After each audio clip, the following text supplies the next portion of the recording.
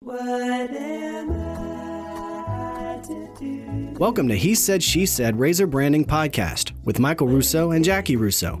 To learn more about how to improve your brand, visit brandRUSSO.com. Michael, our conversation with Dan Regard is invaluable as always. His insight into branding, the process of building up his reputation as a thought leader, and the little pearls of wisdom that he drops on AI. Even you should feel a little bit more comfortable about it right now. I don't, but thank you. It's still terrifying. Dan and his entire team, we've gotten to know them very well, and they are really ideal. They listen, they collaborate, they trust the process, they believe in branding, all the things that we want in our clients, and it's been very, very good. At the same time, he is very smart, and I know we talk about that a lot. Like everybody on our shows, everybody on our podcast is smarter than us, but he really is. And I'm constantly intimidated because I'm thinking, where is my answer going to sound smart or not? And I realized as I'm talking earlier in this podcast, I sound like a total idiot. I'm like, You did not. You sounded smart today. well, towards the end, but early on, I couldn't No, find the even right in the words beginning. for something. No, this I was was like, good for you. No, you yeah. had good questions. You tracked right along. No, I thought this was a good showing. Oh, you're just trying to make me feel better. I appreciate it. No, I would not say it if I did not mean it. But no, I did. Like I said, I think Dan, again, he's very forthcoming with his the culture that he has at his company, what he wants from that. And that's been what's really great for working with him, is that he's engaged and he loves marketing. He loves talking about branding and all these different things, but he really gets it. And I think there was a segment in there where he talked about it, and he might as well have been reading from our book. I mean, it was everything that we believe in about, understanding your customer, understanding what your messaging is, understanding what branding is, and when you get that stuff, it just all starts to make more sense. Yeah. So it's a great episode. Y'all listen and share the love. Dan, welcome to the podcast. It's so exciting to be here today. Thank you, Jaci and Michael, for the invitation. Well, thanks for being here. I know how busy you are, so definitely appreciate your time. It's been exciting, but it's fun. I don't know how we got on your schedule, because I know how chaotic it is and how much travel you do. So I am quite honored that we get to spend this time together.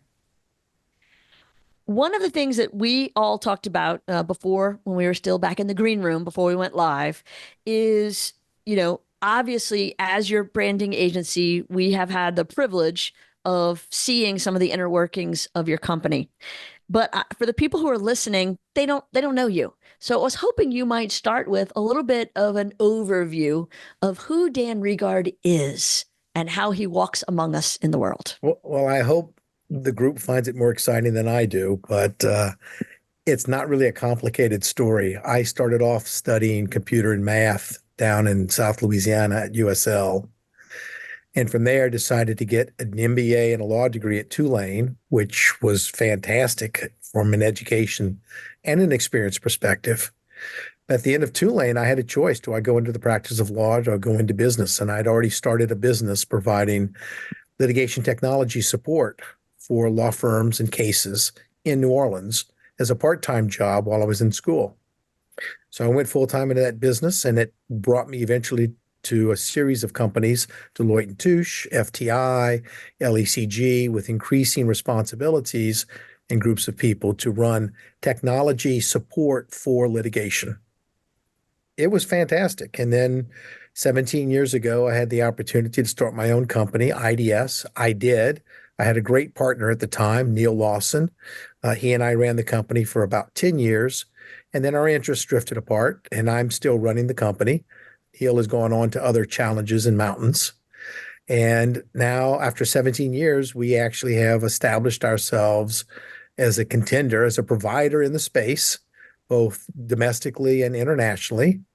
And it's been a ton of fun. It's still much more of it's like running a marathon made up of a bunch of little sprints. No, for sure. That's entrepreneurship in a nutshell. I want to dive in a little bit more into the kind of work that you do, but I think the most pressing question on my list is, so as an alumni of UL, I like that you threw the S in because that's how I still see it, but the University of Louisiana Raging Cajuns and Tulane Green Wave, when they play each other on September 21st, for whom will you be rooting?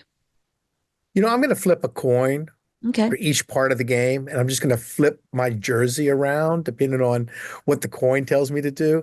I'm excited to see them both get that type of prominence to play. And I think it's good for both schools to get that type of media coverage. So go Green Wave, go Cajuns. Man, what a perfect lawyer answer. You covered all the bases. You made everybody happy, non-committal in the end. That was beautiful. That was beautiful. I will say this, when I make my crawfish, I make them Lafayette style, not New Okay. Orleans style. Thank you. That's all I'm looking for. Little bit of Acadiana coming through. That's awesome. Yeah, ESPNU, national broadcast. It's going to be a big game. All right, I'm going to pull Jackie off the football track because she seems to get sidetracked with her Cajuns. But one of the things that I'm wanted to kind of talk to you about was, again, we have a little insight to you as you know, we've been working with you for the last couple of years, and we really it's a different relationship than we have in a lot of our clients. And I think it explains a lot about your company and you and how you run things. We've had ridiculous amount of access to you and your team, inviting us to retreats and to really engage with your team members, where a lot of times we're only kind of in one silo, in one person or you know, one avenue to get information. So that has led to a lot of really good work, I think, that I'm proud of. And at the same time, just I don't know, what's the word, Jackie? Just connection with you guys. And so understanding that level, how does that relate to, like, what was your goal when you went into business as a whole with your team and with marketing? Because it seems like that is your approach to things. Like you try to get everybody's involved, you try to get input, you try to, and as a CEO, I think that's just refreshing to have that much openness towards everything. Look, everybody looks at marketing with different perspective and a different angle. I really think that we had been through several chapters of marketing and we never got the type of connection and traction that I wanted us to get. I was really impressed with some recent marketing books that I had read, some videos I had seen, some presentations, and decided that we needed to take marketing as part of the lifeblood of IDS. And that if marketing wasn't just a message from us to the outside world, and I've said that, you know this, I've said it many times, marketing is first a megaphone that makes our message louder, not different. And number two, my number one marketing constituency is the internal marketing, my own team. And I always felt, and I still feel, that if IDS as a team is on the same page and we know what our mission and our message is, it will become apparent to the world. We don't have to tell them what it is. They'll experience it. And we've seen that. And we've used marketing as more of a communications department than an advertising department. How do we communicate better to the people who listen to us? And it's been real refreshing. It's been rewarding. And yes, we brought a lot of those ideas to your agency. I know that we interact with you differently than we've interacted with any team we've ever worked with in the past. I compliment y'all for rolling with that and being really flexible. My hope is after every conversation, you're going to make me better, and I'm going to try to make you better. Absolutely. That's how every agency and client relationship should go, in my opinion. That's beautiful. Before we lean into that anymore, because I know Michael's got some follow-up questions, you touched on books. You and I both are avid readers. So what are the marketing books that really fuel you? What are you recommending to the people to read? Well, there's this book that was published in South Louisiana called He Said, She Said that I really like. I love Nice you for plug. that, Dan Regard. Oh my gosh. I was really impressed with Donald Miller's series on Story Brand, and I really took that to heart. He paints a great philosophical approach to marketing. I like Daniel Pink. I like his books, Born to Sell. I think that has a lot of my heart in it. And I'm going to have to excuse myself on the author, but I remember this book from a former Deloitter called Never Eat Alone Oh, about yeah. marketing. And I've been real successful by intent of bringing my circles of my family, my friends, my colleagues, and my clients together, I think that I get a lot out of that rather than keeping those separate all the time. That's really the books that stand out to me. The rest of it has just been this journey together. Well, I can say this, and I don't mean this, not trying to overflatter you or anything, but we would have hired you. You would have been great at our agency. Because you get stuff, and like I said, a lot of CEOs or leaders, and they stay in a lane and they let their marketing partner and this and that. And I said, I don't think you overstep at all, but I think you enjoy it. You enjoy the process of talking about this stuff and digging under, looking under the rocks and figuring out where things are at and where to go and the messaging and all that stuff. And I think that's fun, and one of the things that we talked about yesterday, actually, Jack and I were on another podcast for the agency, and we talked about like having a brand plan in place for things, and that if you don't have your house in order, and if you don't have things set up already, if you don't run a good company, you don't provide a good service, you don't deal with those internal things, no matter what kind of advertising you have or what kind of media you buy or how much money you throw at it, it's not going to work. You have to take care of business first at home. And it seems like, you have really paid attention to that, like you said, with internal messaging and making sure people are on the same page and making sure there's buy-in. All that stuff is so important to the overall health of a brand. Well, there's two things we talked about previously that I think are really important. One is we have to deal with the reality that we are in a hybrid world. I have 60 employees in 2 continents. They're actually spread out across 15, 16, 17 different states.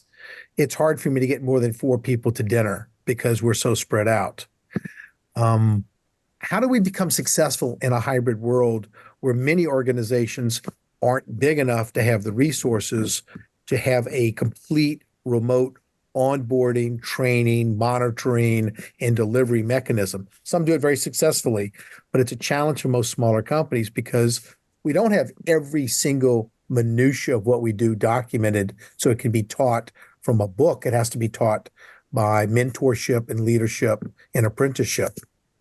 So that's a huge challenge for us. At the same time, I recently was engaged in a legal matter that required me to do a deep dive into remote connection technologies and how they're used, when they're successful, when they're not successful.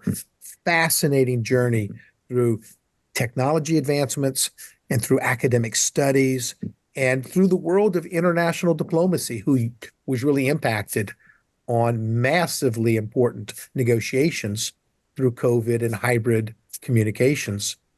And what I learned there, and it's going to come back to the branding issue, is that remote connectivity can be fantastic to perpetuate communications, to perpetuate relationships, but it's really challenging to create relationships. And so at IDS, we've struggled with how do we create relationships of trust internally and a sense of belonging. To create the trust, we've created regional and national events where we bring all the employees together. Yes, it's a big investment. It's an investment of time and money and focus and planning, but they've been really successful in bringing people together so they can know each other. And we do speed dating. We do team building exercises, and those actually work. Our HR group, our chief of staff have been instrumental in designing these programs to bring people out of their shell, get them a chance to know each other, and then they go back to their home offices or their remote offices, and they have a connection that we can perpetuate remotely.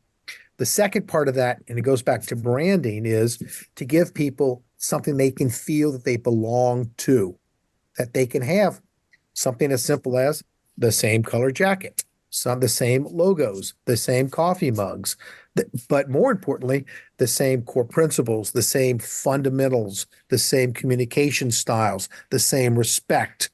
And these issues, you can't just pour it onto somebody and expect that it's going to take immediate effect.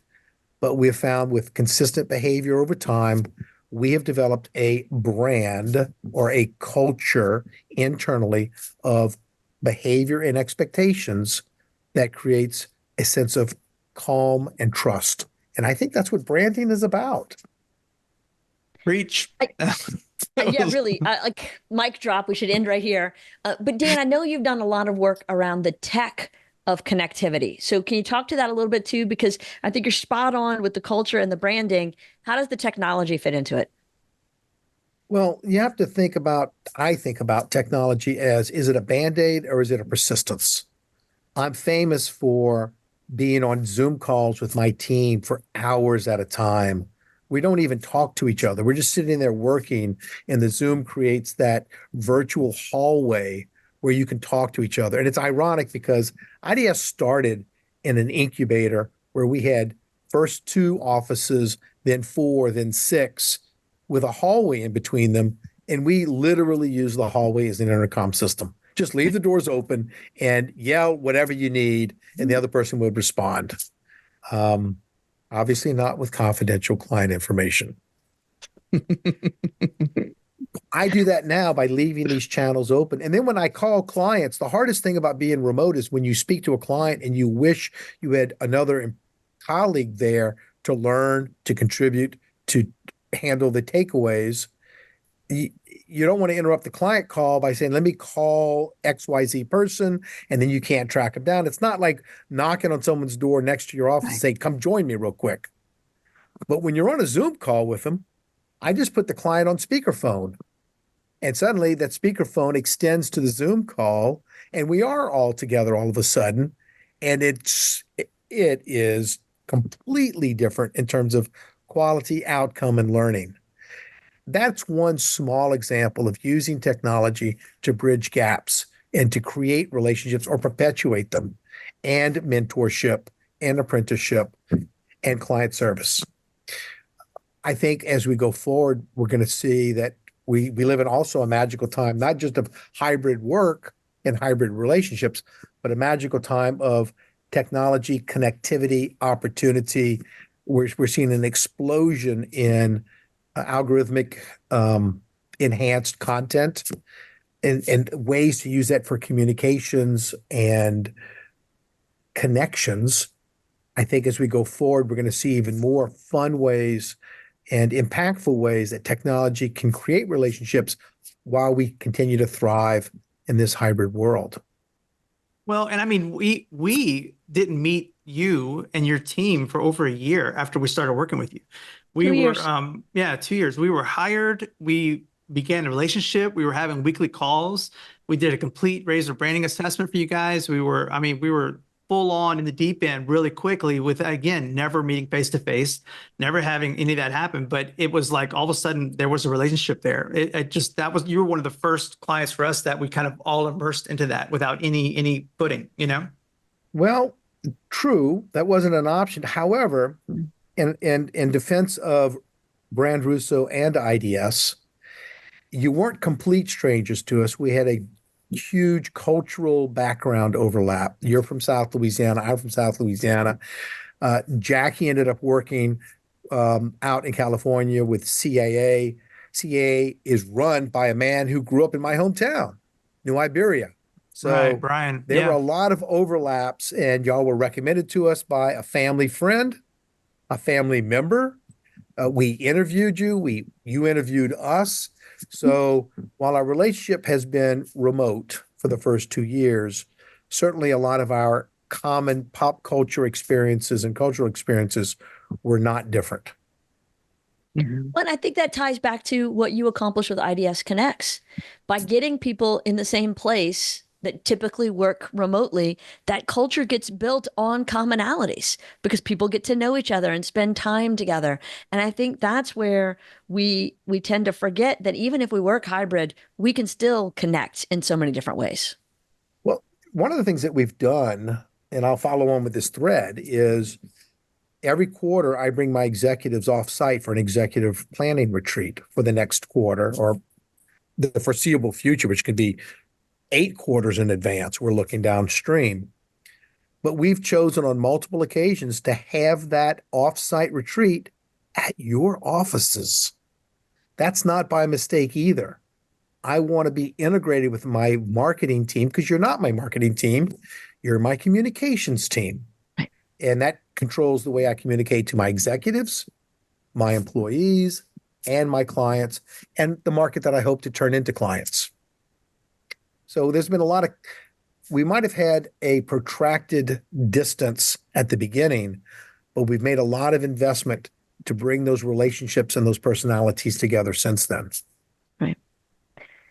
Dan, as a thought leader in your space, and not to inflate your ego, but you are at the top of just about every list in your industry as being the best in the world at what you do. And so, as a thought leader in your space, how do you feel you do a great job and maybe an area where you could improve in terms of sharing your knowledge and really helping to continue to build that profile? What does that feel like for you? I am so enthusiastic about learning and being better. It helps me leap out of bed every day. I absolutely love it. And I would be the first to say, for as much as we've accomplished in my short 30-year career, there is so much more that we can do that's going to be better, higher quality, more consistent, leverageable, scalable. Today, I was talking with two of my more junior colleagues. They just did a fantastic forensic acquisition of data from a new technology. How we have to apply scientific principles to that, how we can educate the rest of our company experts on this new technique, how we can incorporate it, and how it's representative of our ability to be flexible and agile in the future. So I appreciate the accolades that I've received from my peers and my clients. I certainly am proud when people put me on those types of lists. It's fantastic company, the other people on the list to be considered part of. And so I really, really appreciate that. But there's still a lot of progress to be made in the world of litigation technology, forensic analysis, and expert witness work. And I'm more fascinated now by how to take what has been anecdotal and experiential and teach it and turn it into something that can be teachable to a future generation of testifiers, and not just transfer the knowledge, but also level it up. One of the things that I found impressive as you talk about that is, again, over the last couple of years, getting to know your team intimately and talking to them, over and over again about. Is there something we need to talk about? Well, I didn't mean it that way. Have you and Jonathan Jackie. Sachs been intimate? We've hung out, we've had drinks, we've shared, we've broken bread Just together. checking. Just need to know what I need to know. But what I've seen is a maturity level that I think you have always really strived for, which was the company not being about you, Dan, but about being the company and passing on that wisdom and knowledge, having other people step up as their own experts and really owning that mantle a little bit.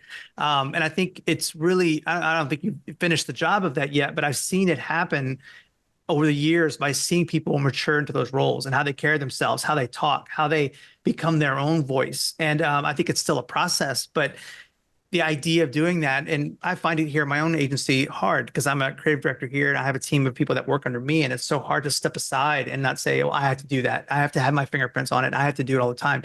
You really have to educate, train, and trust. And that's a hard thing to do.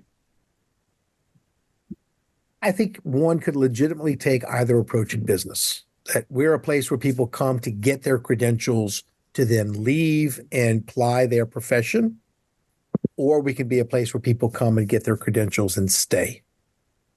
And if they're going to stay, they need to have the ability to generate their own brand, their own reputation, and their own presence.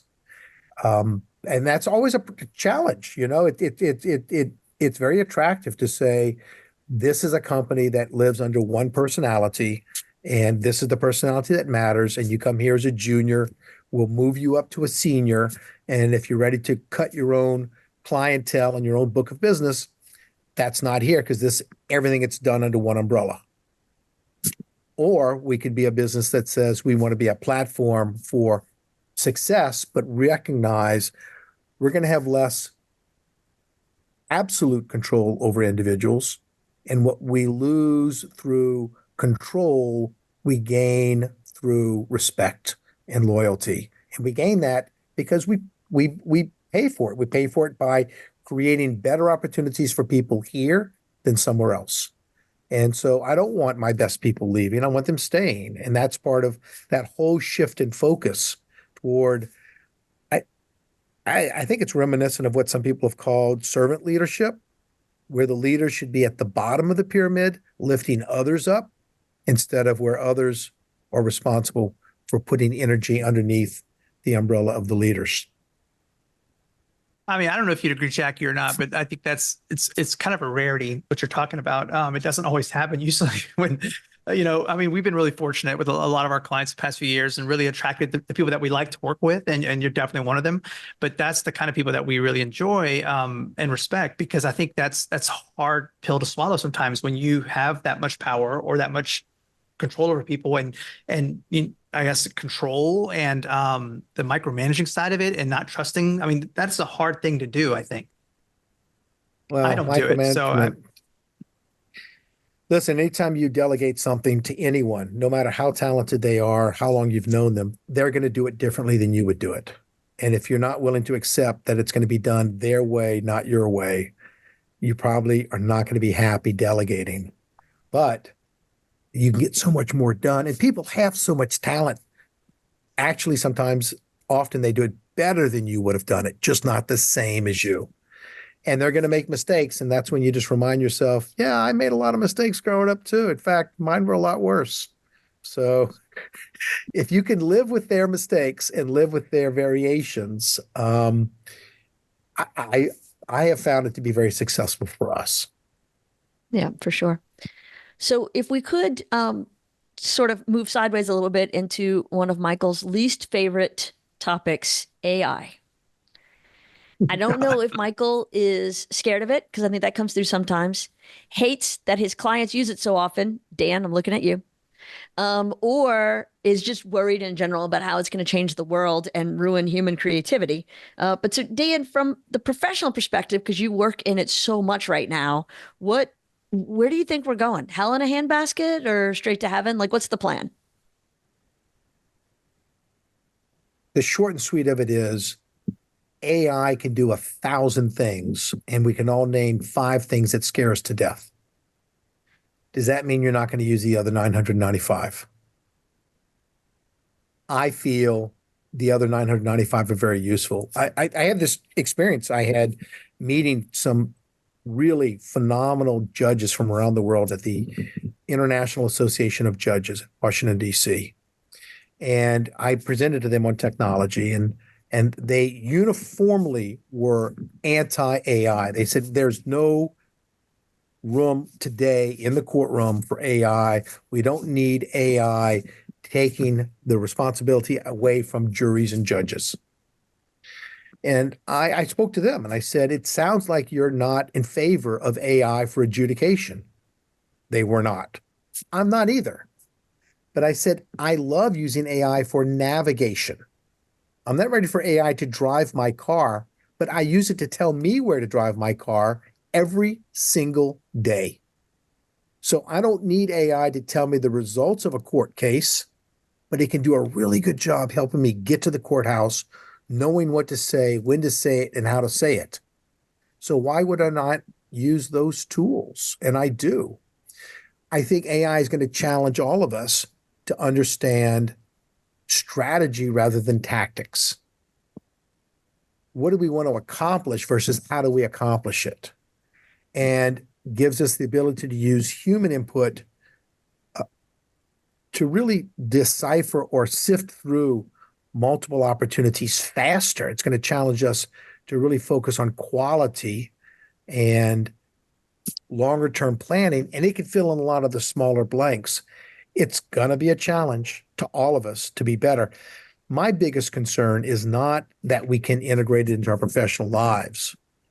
My biggest concern is that on some levels, it disrupts the way that juniors learn the business, because those are the jobs that are more at risk. Just the volume grunt work that goes into any industry, whether it's legal research, marketing research, sales, name your type of entry level intern, first year employee work, I'm concerned that those may be shut down if we're not careful.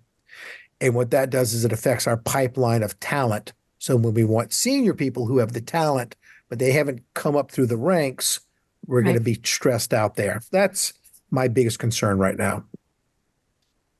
I think Michael, it's how does that feel? fair. No, I agree. I think there should be concern. There should be trust and verify. You need to kind of like we're jumping in the deep end of this stuff without thinking about the ramifications that come into it.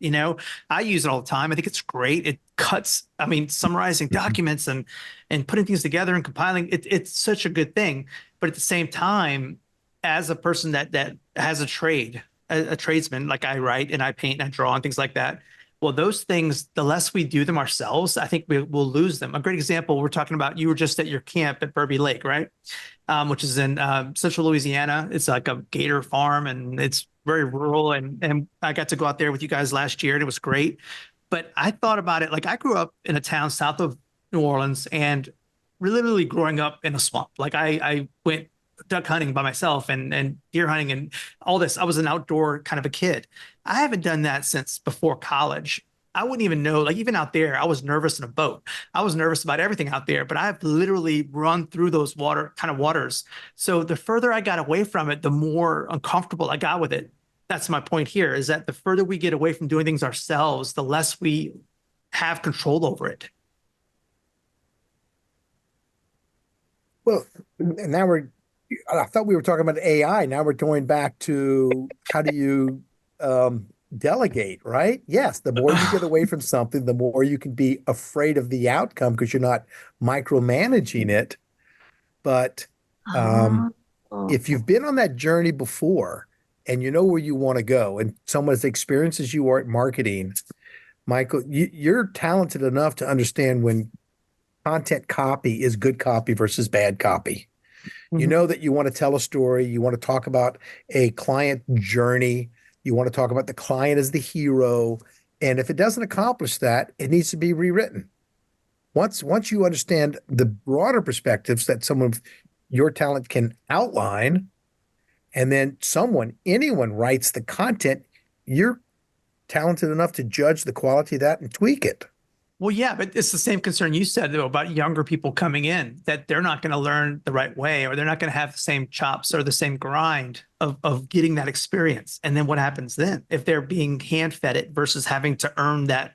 There's something about earning your way, It is, I think we're going to be challenged to bring up our juniors and give them a better perspective of the big picture sooner, so they understand why we're doing these things. So the idea that you could just have somebody do something for a year, Mr. Miyagi style, just do wax on, wax off, and don't worry about why, is going to be where we're going to have to change the way we teach. You can't have someone wax on and wax off for a year without knowing why, because it turns out they have to tell AI what to do. So if they don't know enough to tell AI, then you haven't taught them enough yet. And so we're just shifting the communication channels, if you will. The communication hierarchy is a better word, where instead of the junior being the last person on the telephone chain, they are the second to last. The last person is going to be an AI tool. So they need to know a little bit more themselves about delegation, quality control, and trust but verify, instead of it always being only your responsibility. So we're just sort of going almost immediately from a 2-tier organization to a 3-tier organization, or a 4, where the bottom tier is going to be AI now. 2 points on that. One, I watched Oprah Winfrey's special on AI, and I think she did a really great job of having some really smart people who are very involved in this really break it down into the elements that make it even more understandable. And yet they didn't even get to this level of, oh, because you said it. I don't want it to drive my car yet, but I trust it every day to navigate me. No, that was I a great believe it when point. it tells me It's like- the route to go and how long it's going to take. And I may or may not be a person who needs to beat the time every time, but that's my own competitiveness. But so boom, right there, it's in our lives in every way. So now it's about the culture, to your point. And I'm full circled all the way back to the second point, which is I love the book, The Five Languages of Appreciation in the Workplace. And it talks about how everybody's motivated by something different. And so some people are motivated deeply by understanding the why. Some just want to know it's pay, some want glory. Everybody needs their thing. And so it's fascinating to me to think about how this tool can help us get to what we really want if we use it the right way, to your point, strategy and tactics. So that's it. I just never thought about it that way. I love that. So there's a challenge there, though, and look, we're talking about hard work to do hard thinking. Sometimes there's a comfort in realizing I can wake up tomorrow and do a lot of just busy work. I can do a lot of wax on, wax off tomorrow, and I don't have to worry that this is leading toward a big competition for Daniel's son. But you have to know where you're going now. And so the idea of I can just do stuff without a big picture goal becomes challenged. And we need to be thinking a little bit more, what is our goal, so we can go along that journey and articulate what our goal is. Because if you can't articulate it, it's really hard to give those delegations out there. I do have a question, and I don't know if you can answer it or not, because nobody's really been able to answer it for me. What about intellectual property? Because basically, from what I understand, ChatGPT, AI, all they're doing is they're going out and scouring the web and pulling information and using it. They're using information that I have publicly put out on the line, and they're using that for other people to have answers. So what happened to the intellectual property rights? I mean, like the fact that some of that information out there is mine. I created it, and now it's being used to help other people, just like it's being used to help me. Now I can go on Google and search those things myself and get ideas, but that is generating actual content and work product for people. That is an area that we don't have a clear answer for right now. We went as a society over the last millennia from you owned something by not telling anybody what you knew, but the fact that they could come to you, to we wanted a society where you proved that you owned something by publishing it and sharing it, and that you had a limited time frame of complete ownership and control. And those have some deep connections to technology, public access, quantity of people. We're faced with a new challenge now. I don't think we have clear answers to that yet. What constitutes intellectual property and copyright in a world where an algorithm can ingest 100,000 books and combine the writings of those. And it looks like it's thinking, but it's not. It's a lot of word association and some very sophisticated modeling. It's not thinking, but it gives the appearance of thinking, and the richness of the answers are surprising, even to those of us who've worked with neural networks and computer science for decades. Amazing, intriguing, surprising. And we're getting some great results out of that in areas of science and medicine and in legal analysis. But the intellectual property issues have not been answered yet. There are some really significant issues out there, and I can't forecast what the result's going to be yet. Have you seen firsthand in the legal world people going into an actual trial or a case that get their hands slapped for that? Like if they brought in information that wasn't right, that they got from AI, like a something that was inaccurate? So the issue highly broadcast of AI hallucinations, yeah, is a separate issue than AI intellectual property. So let's just agree that we've changed topics here for a moment. Gotcha. Yes, AI hallucinations were happening. The early emergent systems were more tuned to create a presentation of information consistent with what the reader might expect, rather than absolute accuracy. And we use that in computers in litigation all the time to our benefit. We use word associations by word frequencies so that if you have a bunch of documents that talk about cats and dogs and the things you do with cats and dogs, you feed them, you pet them, you care for them, you give them a kennel, and then we talk generically about pets, the algorithms can associate the documents that use the word pets with the documents that use the words cats and dogs. That's kind of cool. Show me documents like this that don't use the same words, and it finds them. That's the same technology that was creating these.